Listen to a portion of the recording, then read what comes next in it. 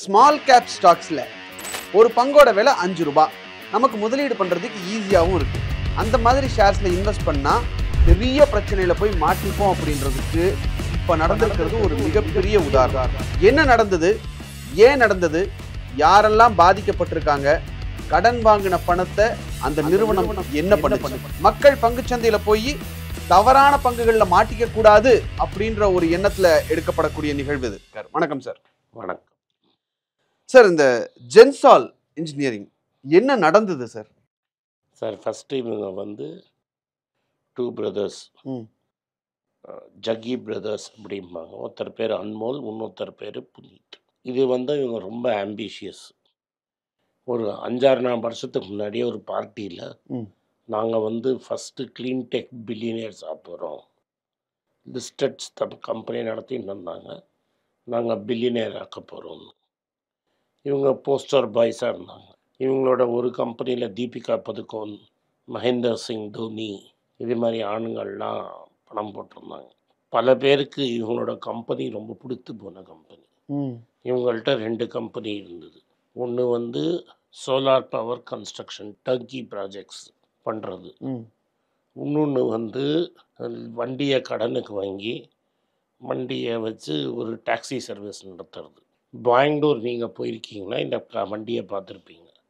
Blue smart அப்படிங்கிற வண்டி பெங்களூரை விட்டு மற்ற ஊருக்கெலாம் கூட எக்ஸ்பேண்ட் ஆகிருக்கு. ஸோ இந்த ப்ளூ ஸ்மார்ட்டுங்கிறது ஒன்லி எலக்ட்ரிக் வெஹிக்கிள்ஸ், மெயினாக டாட்டாஸ்லேருந்து வாங்கி இவங்க ஓன் பண்ணி டிரைவரை சம்பளத்துக்கு போட்டு இதை நடத்திட்டு இருந்தாங்க. டாடா கார் வாங்கி டாட்டா காரை வாங்குவாங்க, இவங்க டிரைவர் சம்பளம் போடுவாங்க, டிரைவரை வந்து சம்பளம் தான் கொடுப்பாங்க. இவங்க வந்து காரை வந்து அவங்க ஆப்பில் போட்டு ஓட்டுவாங்க. ஆக்டிங் டிரைவர் மாதிரியான ஒரு ஆக்டிங் இல்லை, permanent driver. Okay. Driver is an employee of the company. Okay ஆனால் இவங்க என்ன சொல்லுவாங்கன்னா 1 day பிஃபோர் புக் பண்ணணும் சார். நாளைக்கு கார் ஒன்றா இன்றைக்கி புக் பண்ணணும், கேன்சல் பண்ண முடியாது சார். இப்போ இருக்கக்கூடிய சிச்சுவேஷன்ல எனக்கு இந்த மாடல் மேலேயே, இந்த மாடலோட வயபிலிட்டி மேலேயே ஒரு சின்ன சந்தேகம். அது நீ அவசரப்படாது. என்னன்னா இதுக்கு எப்படிலாம் விற்றுருக்காங்கன்னு நீங்கள் புரிஞ்சுக்கணும். கொஞ்சம் எக்ஸ்ட்ரா பணம் ஆகும், பட் நீங்கள் வந்து கார்பன் சேவ் பண்ணுறீங்க. அண்ட் ஏர்போர்ட், ரயில்வே ஸ்டேஷன் நீங்கள் உடனே புக் பண்ணிக்கணும். Okay okay. ஸோ ஏர்போர்ட்டுக்கும் ரயில்வே ஸ்டேஷனுக்கும் நீங்கள் கேட்டிங்கன்னா கார் வந்துடும். சரிங்க சார். இல்லாட்டா பட் ஆனால் இது எப்படின்னா டிரைவர் நெகோஷியேட் பண்ண மாட்டான், வராமல் இருக்க மாட்டாங்க, கேரண்டீட் பிக்கப். ஓகே. தட் இப்போ ஓலா ஊபர்லாம் நெகோஷியேட் பண்ணி நான் வரல அந்த கேன்சல் பண்ணிடுங்க அதெல்லாம் உண்டு, அதெல்லாம் ஒன்றும் கிடையாது. நீங்கள் 1 day முன்னாடி புக் பண்ணிட்டீங்கன்னா வண்டி வரும், கரெக்டாக கொண்டு போய் உங்களை ட்ராப் பண்ணிட்டோம். Okay. So they had a clear different shade model. இந்த மாடலில் உனக்கு சந்தேகம் இருக்கலாம், இல்லாமல் இருக்கலாம், இதுதான் அவங்க மாடல். இந்த மாடலில் இவங்கெல்லாம் காசு போட்டிருக்காங்க. இவங்க என்ன பண்ணாங்க, ஜென்சாலில் கடனை வாங்கி ப்ளூ ஸ்மார்ட்டில் ஓட்டிகிட்டு இருந்தாங்க. ஃபஸ்ட்டு அந்த ஓனர்ஷிப் ஸ்ட்ரக்சர்லேயே சில பேர் ப்ராப்ளம் இருக்குங்கிறாங்க. Okay. Blue Smart was not a wholly owned subsidiary of Gensol. இப்போ இந்த 800 கோடி கொடுத்தனே கார்லாம் வாங்கினாங்க. அதில் ஒரு 663 கோடி ரூபா 2 பப்ளிக் செக்டர் பேங்க்லேருந்து கடன். ஒன்று பவர் ஃபைனான்ஸ் கார்பரேஷன், இன்னொன்று வந்து இப்போ பப்ளிக்காக போன IREDA, Indian renewable energy development அத்தாரிட்டின்னு ஒன்று. ஸோ இவங்க 2 பேர்கிட்ட கடன் வாங்கிட்டாங்க. இந்த ஸ்டாக்கை வாங்கலாமான்னு வேற கமெண்ட்ல 2-3 பேர் கேட்டிருந்தாங்க. இது பாஸ் உங்களுக்கு ஃபுல்லாக எக்ஸ்பிளைன் பண்ண ப்ளீஸ். 663 கோடி ரூபா கடன் வாங்கினாங்க. இவங்க மீதியை போட்டு 800 கோடிக்கு கார் வாங்குவாங்க. Okay sir. இவங்க எல்லாம் கரெக்டாக பண்ணுவாங்க. அங்கேருந்து பணம் வந்தால் இவங்க மார்ஜின் பணத்தை போட்டு வாங்கிடுவாங்க.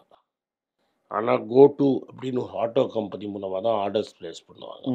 அந்த கோடுக்கு ட்ரான்ஸ்ஃபர் பண்ணிவிடுவாங்க. அந்த கோடுலேருந்து பணம் வேறு எங்கேயோ ட்ரான்ஸ்ஃபர் ஆகிருக்கு. ஓகே. ரைட்டா? இது எங்கெல்லாம் ட்ரான்ஸ்ஃபர் ஆகிருக்குன்னா DLFக்கு ட்ரான்ஸ்ஃபர் ஆகி ஒன் ஆஃப் தி பிரதர்ஸ் பேரில் ஒரு லக்ஸுரி அப்பார்ட்மெண்ட் புக்கு வாங்கியிருக்காங்க கடன் வாங்கின பணத்தில். ஆமாம். ஓகே. அதுக்கப்புறம் 2 பேர் ஒய்ஃப்லேயும் கொஞ்சம் பணம் ட்ரான்ஸ்ஃபர் ஆகிருக்கு. அம்மா பேரில் பணம் ட்ரான்ஸ்ஃபர் ஆகிருக்கு. இத்தனைக்கும் எங்கள் அப்பா ஒரு டெக்கரேட்டட் ஆர்மி ஆஃபீஸர், செத்துட்டார், பட் டெக்கரேட்டட் ஆர்மி ஆஃபீஸர். ரைட்டா? இது ஒன்று போயிருக்கு. இதோட மெயின் ஒரு கம்பெனி இருந்தது, நீங்களே தேடி படிச்சுக்கலாம், ஆர்டிக்கலை சைடில் போட்டுக்கோங்க. அந்த கம்பெனி வந்து இவங்களோட பிரதர்ஸோட கம்பெனியாக இருந்தது. ஒரு எம்ப்ளாயி பேரில் ட்ரான்ஸ்ஃபர் பண்ணி அந்த எம்ப்ளாயி வேலையை விட்டான். அந்த கம்பெனிக்கு 170 crores ஏதோ ட்ரான்ஸ்ஃபர் ஆயிருக்கு. ஒரு பெரிய அமௌண்ட், 100 கோடிக்கு எக்ஸஸாக. அந்த பணத்தை வாங்கி அந்த கம்பெனி என்ன பண்ணியிருக்குன்னா இந்த ஜென்சால் ஷேர்ஸில் ட்ரேடிங் பண்ணியிருக்கு.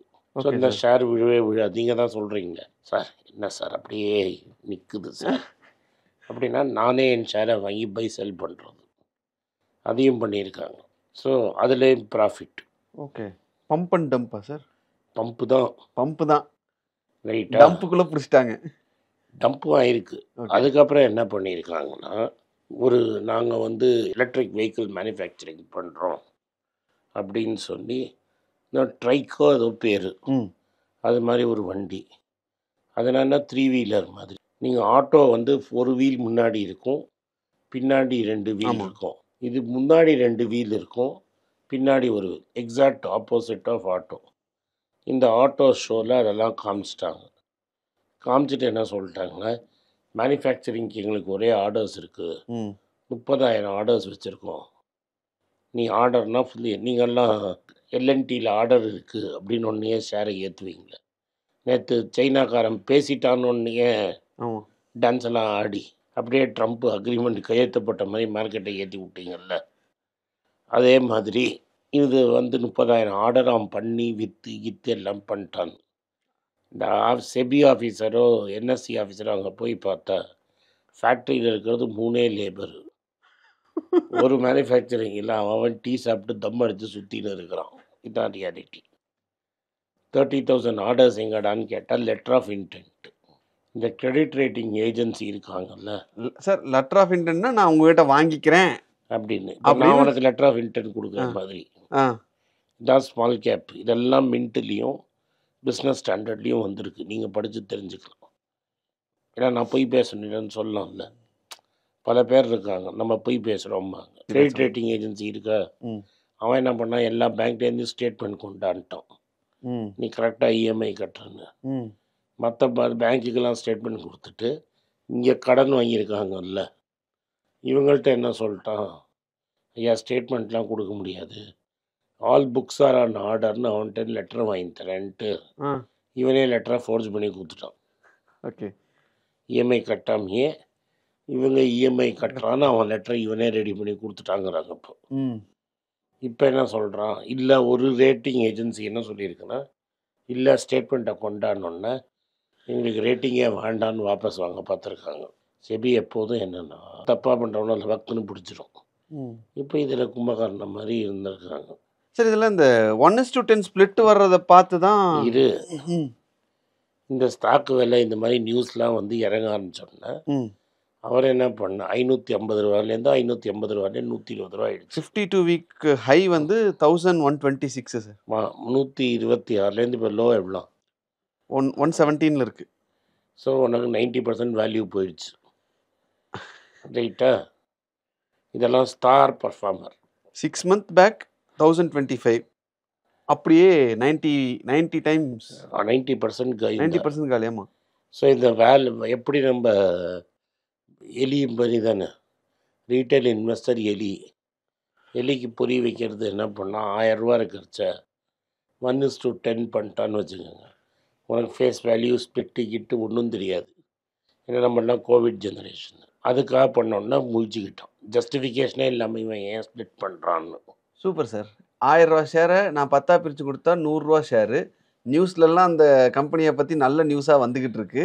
ஒரு பக்கம் இந்த கம்பெனியோட ஷேர் 100 குறைச்சி அந்த காரை பார்க்குறேன், அந்த காரை யூஸ் பண்ணுறேன், இருக்கா அந்த கம்பெனியோட ஷேர் 100 ரூபா. கிலிகிலிப்புக்கு தீபிகா பதுகோன்னு, மகேந்தர் சிங் தோனி, மியூச்சுவல் ஃபண்ட் சஹிஹை. அப்போ அந்த ஷேர் 100 ரூபா அப்படின்னா நான் ஆட்டோமேட்டிக்காக எங்கிட்ட நீங்கள் சொல்கிற டிஃபன் காஃபி ரேஞ்சில் நான் உள்ளே இறங்கி அதில் விளையாட ஆரம்பிப்பியா? ஆமாம் சார். ரைட்டா. ஸோ இன்வெஸ்டர் சைக்காலஜியை ஹிட் பண்ணுறாங்க அந்த இடத்துல. ஆமாம், எல்லா இடத்துலையுமே psychology. Clean energy, electric car. ரைட்டா, எலக்ட்ரிக் கார் கரெக்டாக ஏர்போர்ட்டுக்கு மட்டும் பிக்கப் ட்ராப். தீபிகா பதுகோன், மகேந்தர் சிங் தோனி. ரைட்டா, நான் எங்கள் அப்பா ஆர்மி ஆஃபீஸர், மெடல் வாங்கினவர், பனியில் போர் போட்டவர், இதெல்லாம் பில்டப் பண்ணி நீட்டாக என்ன இப்போ பர்சனல் பிக்கி பேங்க் மாதிரி யூஸ் பண்ணிக்கிட்டான். இப்போ என்ன கேள்வினா, இப்போ முழிச்சுக்கிட்ட இண்டிபெண்ட் டைரக்டர்ஸ்லாம் அப்போ என்ன பண்ணிட்டு இருந்தாங்க, ரெகுலேட்டர் என்ன பண்ணிட்டு இருந்தான். இதில் இப்போ இன்னொரு சைட் ஸ்டோரி சொல்கிறேன்.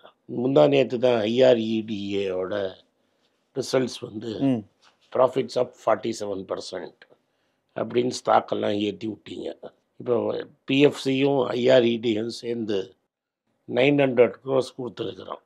இந்த கார்லாம் வேல்யூவே இல்லையா, ஏன்னா போட்டு சார்ஜ் பண்ணி தேய்ச்சி கரெக்ட். இந்த காரை எடுத்துன்னு போனால் இவன் வாங்கவும் மாட்டான். எலக்ட்ரிக் கார் செகண்ட் ஹேண்டுக்கு வேல்யூ பெருசாக கிடையாது சார். ஏன்னா பேட்டரியை காலி பேட்டரி பண்ணி காலி ஆகிடாமா. நல்ல வெள்ளை துண்டாப்பு எடுத்து 2 பப்ளிக் செக்டர் பேங்க்கில் தலையை போட்டு, ஃபைனான்ஸ் இன்சூரன்ஸ் தலையை போட்டு, அவன் அந்த சமயத்தில் எனக்கு ரிசல்ட்டு சூப்பராக இருக்குதுன்னு சொல்லி இன்றைக்கி நியூஸ் வந்திருக்கு, IREDA and PFC scramble to provide support and protect their அசெட்டுன்னு. இப்போ இந்த ஐஆர்இடிஏ இப்போ இவனுக்கு தப்பாக கொடுத்துருந்தானா, எவனுக்கெல்லாம் தப்பாக கொடுத்துருப்பான், நீயே மல்டிப்ளை பண்ணி பார்த்துக்க. ரைட்டா? இதில் பாருங்கள் சார், அவன் 43 கோடி ரூபாய்க்கு ஒரு அப்பார்ட்மெண்ட் வாங்கினா 7 கோடி ரூபாய் அவங்க அம்மா பேரில் கொடுத்தான் அப்படிங்கிறது போட்டிருப்பார். அப்படிலாம் ஓகே. 26 லட்சம் ரூபாய்க்கு கால்ஃப் கிட்டெல்லாம் வாங்கியிருக்கான் சார் அந்த பணத்தை வச்சு. நான் ஆர்மி ஆஃபீஸர் பையன், கால்ஃப் டைகர் வுட்ஸ் என் பையன் டைகர் வுட்ஸ் 26 லட்சம் ரூபாய்க்கு கால்ஃப் கிட்டு. என்னடா பிளடி இவங்க கே ஷேப் ரிகவரிக்கு பணம் எங்கே போகுதுன்னு தெரியுதா? ஆமாம் சார், டெஃபினட்டாக. இது நீங்கள் சொல்லும்போது இந்த ஒரு டிஃபன் காஃபி ரேஞ்ச் அப்படின்னு சொல்லும்போது நல்ல கம்பெனியே நீங்கள் 1-2 பார்த்து வாங்குங்க அப்படின்றீங்க. இது வந்து லிட்ரலாக சொல்ல போனால் இன்வெஸ்டர் சைக்காலஜியை ஹிட் பண்ணி இதே ஷேர் அவன் 1000 ரூபாயிலே வச்சுருந்தான்னு நீங்கள் ரிசர்ச் பண்ணி 6 மாதத்துக்கு முன்னாடி எவ்வளோ மியூச்சுவல் ஃபண்டு இதில் பணம் போட்டிருக்கான்னு பாரு. அப்போ உன் ஸ்மால் கேப் ஃபண்டு கதியெலாம் என்ன? ஸ்மால் கேப் டெஃபினட்டாக உள்ளே இருந்துருப்பாங்க சார். டண்டனா கஷ்டம் சார். அவன் ஸ்டோரி எல்லாம் உனக்கு சொல்லுவான், நல்ல படம் காட்டுவான். நீ என்ன இந்த கிழவனுக்கு தலையெல்லாம் முடியெல்லாம் போயிடுச்சு. பப்ளிக் செக்டர்னால் கரெக்டாக இன்ஃபர்மேஷன் சொல்லுவான், ப்ரைவேட் செக்டர்னால் சொல்ல மாட்டான். இண்டஸ்இண்ட் பேங்க் இதில் மாட்டியிருக்காங்க, கொடுக்கலையே. லக்ஸுரி அப்பார்ட்மெண்ட்லாம் வாங்குறாங்க. ஆமாம், இப்போ லாஸ்ட் மந்த் கூட ஒரு இது வந்தது, 45 லட்சம் ரூபா அந்த லெவலில் இருக்கிற வீடெல்லாம் விற்கிறது இல்லை, ஒன்லி க்ரோர்ஸில் மட்டும்தான் வீடு விற்குது. இப்போ க்ரோர்ஸ் வீடு டெல்லியில் எப்படி விற்குதுன்னு பார்த்தியா? 43 கோடி ரூபாய்க்கு ஒரு அப்பார்ட்மெண்ட் வாங்கியிருக்காங்க சார் டிஎல்எஃப். 43 crores. நீங்கள் பணம் கொடுக்குறீங்க, பேங்க்கு பணம் கொடுக்குது, நான் வீடு வாங்கிட்டேன். சரியா? நான் இப்போ நான் கஷ்டப்பட்டு ஒரு ஸ்டார்ட் அப் ஐடியா பண்ணியிருக்கிறேன். ஒரு 43 கோடிக்கு ஒரு வீடு வாங்கக்கூடாதா? இந்த அஜித் படம் ஒன்று வந்தது இல்லை, ஞாபகம் இருக்கா, துணிவு? ஆமாம் சார். நான் இப்போ என்ன கேட்குறேன், ஒரு 2000 ரூபா நீ பிக் பாக்கெட் அடித்தா ஒன்று போலீஸ்காரன் நான் மரியாதையாக பேசிட்டு இருப்பேனா? டெஃபினட்டாக கிடையாது சார். என்ன பண்ணுவாங்க ஊரில் 2000 ரூபா பிக் பாக்கெட், உங்கள் ஊரில் பஸ்ஸில் 2000 ரூபா பிக் பாக்கெட் அடித்து மாட்டினா அவங்க கதி என்ன? அங்கேயே தரத்தரன்னு இழுத்துட்டு போய் அவனை ஒரு வழி பண்ணிவிடுவாங்க. சரி, இப்போ இது எவ்வளோ கோடி அடிச்சிருக்கான் அவன் ஃபேமிலிக்கு ட்ரான்ஸ்ஃபர் பண்ணது மட்டும் எவ்வளோ? ஃபேமிலிக்கு ட்ரான்ஸ்ஃபர் பண்ணது மட்டும் வீடு ஒரு 43 கோடி, 7 கோடி ரூபா அவங்க அம்மாவுக்கு, ஒரு 26 லட்ச ரூபா கால்ஃப் கிட்டு, வாட்ச்சு, கிரெடிட் கார்டு பில்ஸ் எல்லாம் பே பண்ணியிருக்கான். ஒட்டு மொத்தமாக வாங்கினது வந்து 664 கோடி ரூபா இவி பர்ச்சேஸ்க்குன்னு வாங்கி 262 கோடி ரூபா ரிமைன்ஸ் அன்அக்கவுண்டட். பஸ் அவன் 262 கோடி அடிச்சிட்டான். பஸ் அவன் தாஜ் ஹோட்டலில் இருப்பான். பஸ் அவனை நீங்கள் போலீஸ் ஸ்டேஷன்னா கூப்பிட்டு போக மாட்டீங்க. பஸ் அந்த பணம் 5 பைசா வராதுன்னு தெரிஞ்சப்புறம் 4 பேர் என்ன மாதிரி முட்டா பசங்க கத்தரிச்சதான் நீங்கள் போலீஸ் ஸ்டேஷன் கூப்பிட்டு போவீங்க. இப்போ நான் கேட்ட கேள்வியெல்லாம் உங்களுக்கு பப்ளிக் செக்டர் டிரான்ஸ்பரண்ட்டாக இது 6 மாதமாக நடந்துட்டுருக்கு. கேள்வி கேட்டதுக்கப்புறம் தான் ஐஆர்இடிஏ ரிசல்ட்டில் சொல்லிட்டானா, ஃபாரன்சிக் ஆடிட் சொல்லிட்டானா, இல்லை ஸ்பெஷல் ஆடிட் கொடுத்துட்டானா, இதை வச்சு தான் நீ அங்கே ஆர்பிஐ ஆக்ஷன் எடுத்துட்டாங்களா? இது 10 நாளாக வந்துன்னு இருக்குது. பாஸ் ஐஆர்டிஏ மேலே ஆர்பிஐ ஆக்ஷன் எடுத்துட்டாங்களா? ரூல்ஸ் எல்லாம் ப்ரைவேட் செக்டருக்கு தான், கவர்மெண்ட்டுக்கு பென்ஷன். பாவம் அந்த எம்டி, அவன் பென்ஷன் வேணும்.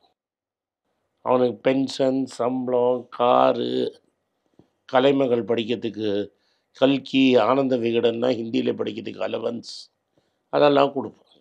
நீங்கள் அந்த ஸ்டாக்கை வாங்குவீங்க. எப்படி ஸ்கீம்? எப்படி இது ஸோ நீங்க வந்து பப்ளிக் செக்டார் யூனிட்ஸுக்கு பின்னாடி அந்த ஸ்டாக்ல ம். போவேணான்னு சொல்றதுக்கு இது ஒரு மிகப்பெரிய எக்ஸாம்பிள். ஆமாம், அவனுக்கு என்ன போச்சு? ரைட் ஆஃப் பண்ணிட்டு போயிடுவாங்க. ரைட் ஆஃப் பண்ணிட்டு போயிடுவான். அங்கே ரைட் ஆஃப் பண்ணி கலெக்ட் பண்ணதுக்கு என்ன இருக்குது? இன்ஃபேக்ட் பிரைவேட் செக்டார் பேங்க்ஸ் அப்படின்னா அவன் குண்டாஸ் அனுப்பியாவது ஏதாவது மிரட்டவாவது செய்வான். கொடுக்கவே மாட்டாங்க சார் கொடுக்க மாட்டான் அவன் குண்டா. கார் வாங்கிறதுக்காக 800 கோடி ரூபா லோன் கொடுப்பானா? கஷ்டம் சார். ம். ஆமா 800 கோடி ரூபாய் கார் வாங்க. Car loan. இன்ஃபேக்ட் அந்த லோன் அப்படியே கொடுத்தாலும் சார், இப்போ நான் போய் ஒரு கார் லோன் வாங்கினேன்னா அந்த பணத்தை என் அக்கௌண்ட்ல கொடுக்க மாட்டாங்க. நீ எந்த ஷோரூம் அவன்கிட்ட இன்வாய்ஸ் வாங்கிட்டு வா, நான் அவனுக்கு கொடுக்குறேன்னு தான் சொல்லுவாங்க.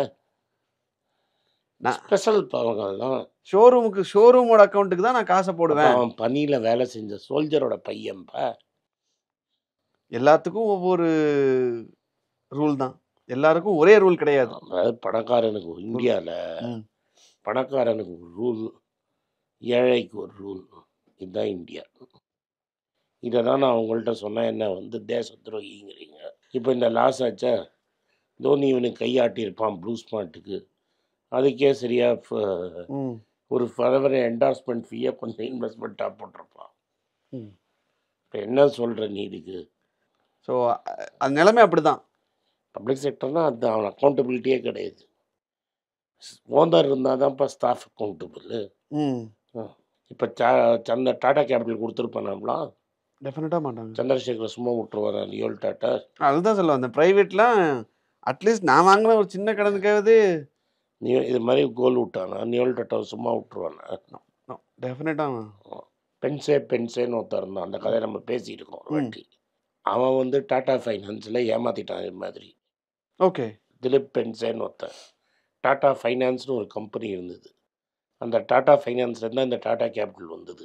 இந்த டாடா ஃபைனான்ஸ் வந்து என்னென்னா, கொஞ்சம் பப்ளிக் லேண்ட் டெபாசிட்டை வாங்கி குளோபல் டெலி சிஸ்டம்ஸ் அது மாதிரி ஒரு 4-5 கம்பெனி ஸ்டாக்கில் அவர் மங்காத்தாவை ஆகிட்டார் எம்டி.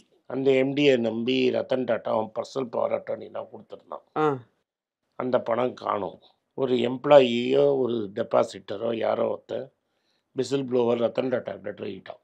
அப்படி தான் கண்டுபிடிச்சான். அந்த விசில் ப்ளோவர் லெட்டர் அப்படியே படிச்சுட்டு ஒரு ஆடிட் டீம் அமைச்சான். ஆடிட் டீம் ஆமாம்பா வாஸ்தவம், உன் பணம்லாம் காலி அப்படின்னு ரத்தன் டாட்டாட்ட சொல்லிட்டான். அவன்லாம் பயந்துட்டான். ஓகே. ரிசர்வ் பேங்க்குக்கு போய் அவனே சொல்லிட்டான், ஆமாம் சார் நடந்துருச்சுன்னு. ஒன்று ரத்தன் டாட்டாட்ட சொல்லிட்டான், முதல்ல டெபாசிட் பணத்தை திரும்பி கொடுக்குது. ஸோ டாடா சன்ஸ் பணத்துலேருந்து ரெடி பண்ணி ஒரு ஹெலிகாப்டர் ரெடியாக இருந்தது to carry money to every branch. Suppose some depositor comes. அப்போல்லாம் வந்து இது மாதிரி பேங்கிங் சிஸ்டம்லாம் கிடையாது. ஸோ சாக்கு மூட்டையில் காசு வச்சுருந்தாங்க. கொண்டு போய் அந்த இடத்துல டெபாசிட்டர் கேட்டானா காசு கொடுத்துடணும். கொடுக்கறதுக்கு பணம் வேணும். ஆமாம், அதுக்கு ரெடியாக வச்சுருந்தான். No depositor came back and took money because Tata. அதான் அந்த பென்ஸை அவன் துரத்தி ஜெயிலில் வச்சு வெளியே வர விட மாதிரி பண்ணிட்டான் டாட்டா. ஜெயிலேருந்து வெளியே வர முடியல. அப்புறம் அவங்க ஒய்ஃப் போய் கெஞ்சி வெளில விடுன்னு சொன்னபோது வெளில விட்டாங்க. அவன் சூசைட் பண்ணிக்கிட்டான். இதுதான் ப்ரைவேட் செக்டருக்கும் பப்ளிக் செக்டருக்கும் வித்தியாசம். சார் எனக்கு இந்த ஜென்சால் பார்க்கும்போது இவங்களோட இதை இவங்களுக்கு கொடுத்துருக்கோம் அவங்களுக்கு கொடுத்துருக்கோன்னு பார்க்கும்போது டக்குன்னு விஜய் மல்லையா ஒரு செகண்ட் தாட்டில் வராரு. அதே தான் அந்த ஃப்ளைட்டை வந்து ஓவர் இன்வாய்ஸ் பண்ணி இங்கே இருக்கிற பணத்தெல்லாம் லண்டனுக்கு அனுப்புனா அதெல்லாம் நடந்ததா சார்? எல்லாம் நடந்தது தான். யாராக இருந்தாலும் நீ உட்காந்து ஒரு பப்ளிக் செக்டர் டிரான்சாக்ஷன் பார்க்க முடியாது. ஓனர் இல்லைன்னா கம்பெனி இப்படி தான் நடக்கும். அதுவும் கவர்மெண்ட் ஓனராக இருந்தால் பொது சொத்து எல்லாம் ஃப்ரீன்னு அடிப்பான் விஜய் மல்லையா. ஏன்னா உங்கள் மக்கள் மனப்பில் என்னென்னா, கவர்மெண்ட்டுனா பணம் இருக்குது, பணம் பிரிண்ட் பண்ணலாம், எவ்வளோ வேணால் லாஸ் தாங்கும், எல்லாம் தாங்கும், இதே மாதிரி கவர்மெண்ட்டுன்னு நினைக்கிறீங்க. கிடையாது. உங்கள் டேக்ஸ் பணத்தை வச்சு தான் ஏமாற்றிட்டு இருக்கிறாங்க. ஸோ அதனால தான் எவ்வளோ ஏறினாலும் ஒரு நாளைக்கு இறங்கிடும். ஐஆர்எஃப்சி என்ன வித்தியாசம்னா, அவன் ஒன்லி ரயில்வே கடன் கொடுப்பான். கவர்மெண்ட்டுக்கு கடன் கொடுக்கறதுக்கு ஃபைனான்ஸ். நீங்கள் இப்போ கவர்மெண்ட் கிவிங் டு ப்ரைவேட் பார்ட்டினா பணம் திரும்பி வராது. சார் இப்போ விஜய் மல்லையாவும் இதே மாதிரி பண்ணதில் அந்த ஓவர் இன்வாய்ஸிங்னு ஒன்று சொன்னாங்க. அட்லீஸ்ட் விஜய் மல்லையாட்ட சொத்து இருந்ததுப்பா, எல்லா பணத்தையும் ரிகவர் பண்ணிட்டீங்க. Okay sir. ஸோ இதில் என்ன சொல்ல வரேன்னா, இந்த லோனு 2014 கொடுக்கல, 2022லேருந்து 2024 கொடுத்துருக்காங்க. அப்போ ஒரு சௌக்கிதார் இருந்தார், எல்லாத்தையும் பார்த்துட்டு இருந்தார். சௌக்கிதார். யாருக்கு பணம் போகிறது? நான் தான் சௌக்கிதார்னு சொன்னபோது கொடுத்த லோனு. இப்போ சௌக்கிதார் பதில் சொல்லுவாரா? அம்மையார் பார்லிமெண்ட்டில் இதை பற்றி பேசுவாங்களா? பேசுவாங்கன்னு நம்புவோம் சார். என்ன பேசுவாங்க? ஆமா, உங்கள் ஏமாந்துட்டோம். மீடியாவில் இதை பேசுவீங்களா? இதெல்லாம் இல்ல சார், பேசக்கூடாது. யாரும் ஏன்பா பேசல? யாரும் பேசின மாதிரி தெரியல. ஏன்பா ஸ்மால் கேப் பை மட்டும் பேசுகிறீங்க? அழகாக பொண்ணுகள்லாம் வந்து லிப்ஸ்டிக்லாம் தடவிக்கிட்டு, ஏன்னா அவங்க அட்வர்டைஸ்மெண்ட் கொடுக்குறாங்க சார். அதெல்லாம் என்ன சார்? பை பை பைங்கிறீங்க. You see Blue Smart car going. Right sir. So நான் இதுலேயும் 2-3 ஸ்மால் கேப் வந்துருக்குது. ம் அது ஏன்னா இப்போ தங்கமயில் ஓந்தான் எனக்கு பர்சனலாக தெரியும். ம் நீங்கள் பொண்டியானா அவரும் பொண்டி ஆயிடுவார். சேஃப்லாம் சொல்ல, அவர் பொண்டி ஆகிட்டா நீங்களும் சேர்ந்து பொண்டி ஆயிடுவீங்க. அதனால் ப்ரமோட்டரை நேராக தெரியாமல் ஸ்மால் கேப்பில் மாட்டிக்கிட்டேன்னா சங்கு தான். என்னது? சங்கு ஊதிடுவாங்க உங்களுக்கு. Okay sir. ஆனா அதுதான் பார்க்குறக்கு எங்களுக்கு ரொம்ப அட்ராக்டிவாகவே இருக்கு. பண்ணு. எப்போதுமே ஆடு கசாப்பு கடைக்காரனை தான் நம்பும்.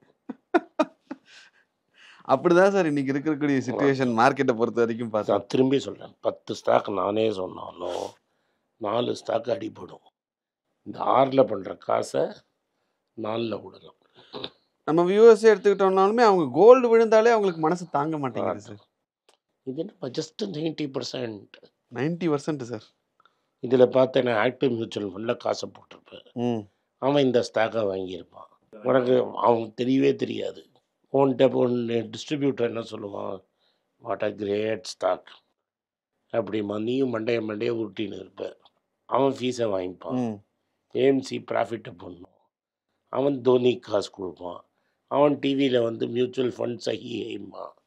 நீ ஆஹா சஹி ஹைன்னு இன்னும் காசு போட்டுன்னு இருப்ப. பாருங்க, இது பேடிஎம் அவர் 1800 கோடி ரூபாய் ஷேரை வந்து சரண்டர் பண்றாரு. சரண்டர் இல்லை, ம். தலையில் தட்டி பிடிக்கிட்டான். நீங்கள் மியூச்சுவல் ஃபண்ட்லேருந்து காசு கொடுத்தீங்க, பேடிஎம்குள்ளே இன்வெஸ்ட் பண்ணான். இவன் அவனுக்கே ஷேரை அலாட் பண்ணிட்டான். அப்புறம் அந்த ஷேரை விற்று மியூச்சுவல் ஃபண்டுக்கு காசு வாங்கிடும். ம். இந்த பேடிஎம் ஆப்ராண்டி சொல்லித்தரேன். வாடஸ் ஆப்ராண்டி. நான் கம்பெனி நடத்துவேன். ம் என்ன பிஸ்னஸ் பண்ணுறேன்னே எனக்கு தெரியாது. ம் எப்போவோ பஃபெட்லாம் விற்று அவன் 100 டைம்ஸ் ப்ராஃபிட்டில் ஐபிஓலேயே வெளில போயிருப்பான். 2 ரூபா போட்டு 2000 ரூபாய்க்கு வெளில போயிடுவான். நான் பஃபெட்லாம் இன்வெஸ்ட் பண்ணால் ஒரு காலத்துலன்னு சொன்னோன்னு நீ ஓடி வருவேன். நானே எனக்கு 1800 crore ஷேர்ஸ் கொடுத்துப்பேன். அதாவது நீங்கள் போட்ட மியூச்சுவல் ஃபண்ட்டை விற்றுருவேன். அவன் என் கம்பெனி ஸ்டாக்கில் இருப்பான். கடைசியில் பார்த்தா என்கிட்ட 1% ஸ்டாக் இருக்கும். கம்பெனி வந்து நான் வெளில போயிடுவேன். மியூச்சுவல் ஃபண்ட் ஒன்ட்டு எனக்கு காசு வாங்கியிருப்பான். தோனிக்கும் சச்சினுக்கும் கொடுத்துருப்பான். அவன் டிவியில் வந்து டிரைவருக்கு சொல்கிற மாதிரி உனக்கு சொல்லுவான். நீ என்ன சொல்லுவ? ஐயோ உனக்கு என்ன தெரியும், தோனியே சொல்லிட்டான் மியூச்சுவல் ஃபண்ட் சஹி. ஸோ தோனி கிரிக்கெட்டை பற்றி சொன்னால் பார்க்கணும். தோனி ஸ்டாக் மார்க்கெட்டில் காசு போட சொன்னான்னா பார்க்கக்கூடாது. Right sir. So small cap ஸ்டாக்ஸில் இன்வெஸ்ட் பண்ணுறதுல எவ்வளோ ரிஸ்க் இருக்குது அப்படின்றது இன்னைய நிலைமையில் இருக்கக்கூடிய ஸ்டாக்ஸை வச்சு கம்ப்ளீட்டாக எக்ஸ்பிளைன் பண்ணீங்க. 1000 ரூபா ஸ்டாக்கு 100 ரூபாய்க்கு வரும். அந்த 100 ரூபா ஸ்டாக்கு 10 ரூபாய்க்கு வரும். அது கடைசியில் அது எக்ஸ்சேஞ்சிலேருந்து போயிடும். 1000 ரூபாயில் மியூச்சுவல் ஃபண்டு போட்டவனும் வான்னு விடுவான். Okay sir. So small cap ஸ்டாக்ஸை கன்சிடர் பண்ண வேண்டாம், அதில் இருக்கக்கூடிய பிரச்சனை என்ன அப்படிங்கிறத ரொம்ப நாளாக அவர் சொல்லிகிட்டே இருந்தார். இன்னைக்கு இந்த ஜென்சால் இன்ஜினியரிங் வந்து ஒரு மிகப்பெரிய உதாரணமாக வந்து கண்ணு முன்னாடி நிற்குது. ஸோ அதனால தான் சார் வந்து அதில் என்ன நடந்தது, ஏன் மியூச்சுவல் ஃபண்டோ அல்லது டைரக்ட் மார்க்கெட்டில் போடும்போது ஸ்மால் கேப்பை அவாய்ட் பண்ணும் அப்படின்றத கம்ப்ளீட்டாக இன்றைக்கி எக்ஸ்பிளைன் பண்ணார். உங்கள் நேரத்துக்கு நன்றி சார். நன்றி.